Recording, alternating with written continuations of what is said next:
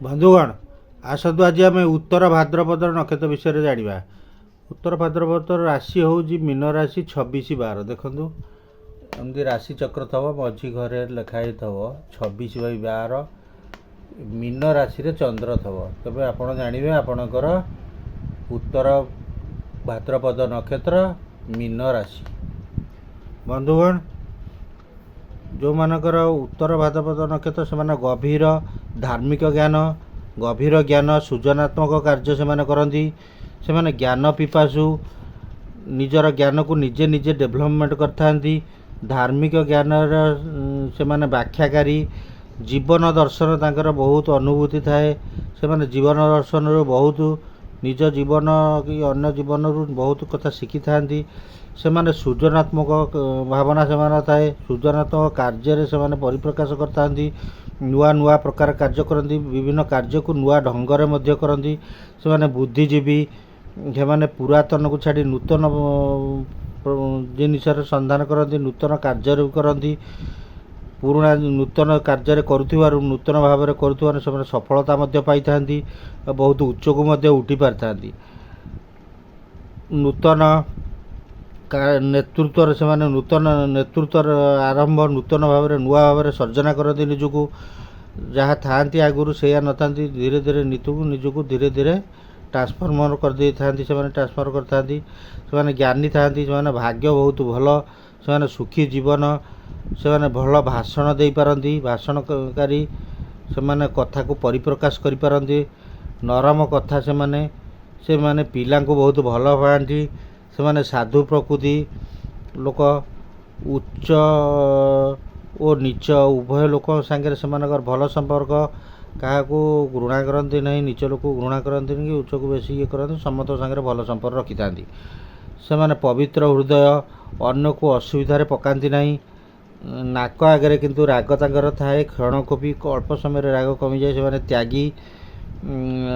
ସେମାନେ ପ୍ରିୟ ଲୋକଙ୍କ ପାଇଁ ତ୍ୟାଗ କରନ୍ତି। ଆଘାତ ପାଇଲେ ତାଙ୍କର ବହୁତ କ୍ରୋଧ ହୋଇଥାଏ। ସେମାନେ ଶିକ୍ଷାପ୍ରେମୀ ଏବଂ ଗ୍ରେଟ୍ କ୍ରିଏଟର, ବହୁତ ବଡ଼ ନୂଆ ନୂଆ କଥା ତିଆରି କରିପାରନ୍ତି।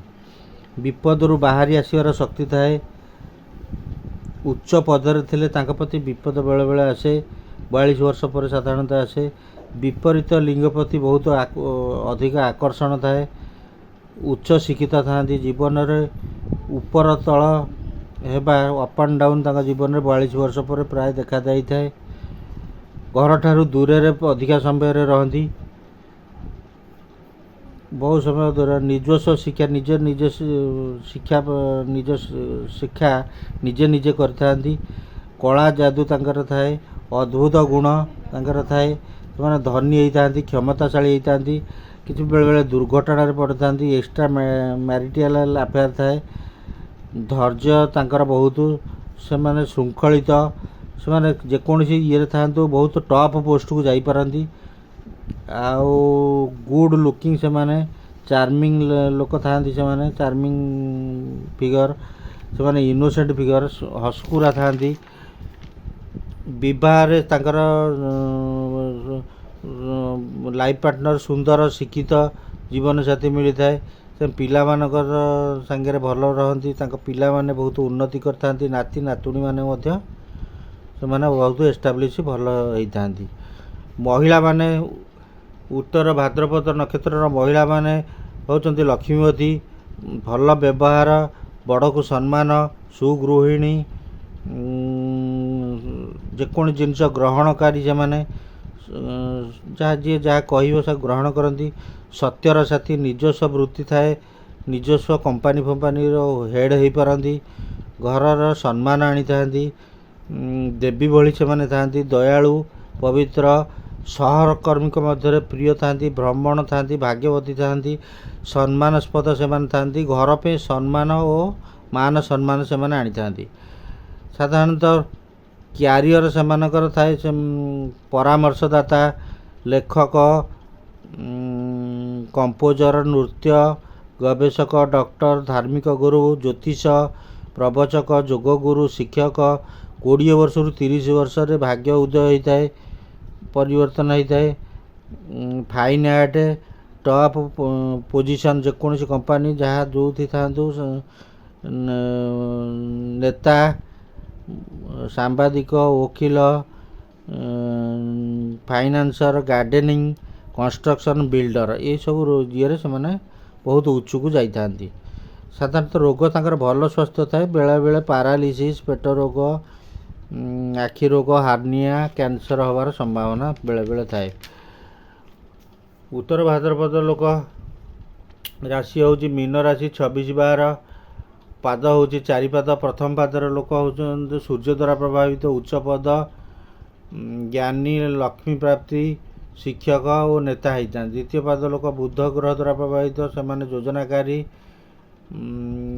ଉଚ୍ଚ ମନା, ବଡ଼ ବଡ଼ କାର୍ଯ୍ୟ କରିଥାନ୍ତି। ତୃତୀୟ ପାଦର ଲୋକ ଶୁକ୍ର ଦ୍ୱାରା ପ୍ରଭାବିତ ହୋଇଥାନ୍ତି, ସେମାନେ ସୁଖୀ, ପ୍ରେମୀ, ଭୋଗୀ, କ୍ଷମତାଶାଳୀ ହେଇଥାନ୍ତି। ଚତୁର୍ଥ ପାଦ ଲୋକ ମଙ୍ଗଳ ଗ୍ରହ ଦ୍ୱାରା ପ୍ରଭାବିତ ହୋଇଥାନ୍ତି, ସେମାନେ ଜ୍ଞାନୀ, ଗୁପ୍ତ ଜ୍ଞାନୀ, ବ୍ଲାକ୍ ମ୍ୟାଜିକ୍ ପ୍ରଭୃତି ଉପରେ ଏକ୍ସପର୍ଟ ହେଇଥାନ୍ତି। ତତ୍ତ୍ୱ ହେଉଛି ଉତ୍ତର ଭାଦ୍ରପଦ ନକ୍ଷତ୍ରର ତତ୍ତ୍ୱ ହେଉଛି ବାୟୁ ତତ୍ତ୍ୱ, ଦିଗ ହେଉଛି ଉତ୍ତର ଦିଗ, ଦେବତା ହେଉଛନ୍ତି ହନୁମାନ, ଲିଙ୍ଗ ହେଉଛି ପୁରୁଷ ଲିଙ୍ଗ, ଅସଙ୍ଗତି ଯାହା ସାଙ୍ଗରେ ପଡ଼ିବନି ଚିତ୍ରା ନକ୍ଷତ୍ର, ବିଶାଖା ନକ୍ଷତ୍ର ସାଙ୍ଗରେ ଜନ୍ମ ମହାଦଶା ହେଉଛି ଶନି ମହାଦଶା, ଗଣ ହେଉଛି ମନୁଷ୍ୟ ଗଣ, ଜାତକ ନାମ ହେଉଛି ଦୁ ଥ ଝ, ବାର ହେଉଛି ଶୁଭ ବାର ହେଉଛି ଶନିବାର ମଙ୍ଗଳବାର, ନାଡ଼ି ହେଉଛି ପିତ୍ତ ନାଡ଼ି, ରତ୍ନ ଶୁଭ ରତ୍ନ ହେଉଛି ବ୍ଲୁ ସଫେରେ, ରଙ୍ଗ ହେଉଛି ପର୍ପଲ୍ ରଙ୍ଗ, ଶୁଭ ଗ୍ରହ ହେଉଛନ୍ତି ଶନି, ଶୁଭ ନମ୍ବର ହେଉଛି 8, 17, 26, ଶୁଭ ଲେଟର ହେଉଛି DJNY। ମନ୍ତ୍ର ଯଦି ଅସୁବିଧା ଥିବ ହନୁମାନ ଚାଳିଶା, ଶନିଙ୍କ ମନ୍ତ୍ର, ସୁନ୍ଦରାକାଣ୍ଡ ପଡ଼ିବ। ଏପ୍ରିଲ 28ରୁ ଉତ୍ତର ଭାଦ୍ରପଦ ନକ୍ଷତ୍ରରେ ଶନି ଚଳନ ହେଇଛି ଏପ୍ରିଲ 28, 2025ରୁ।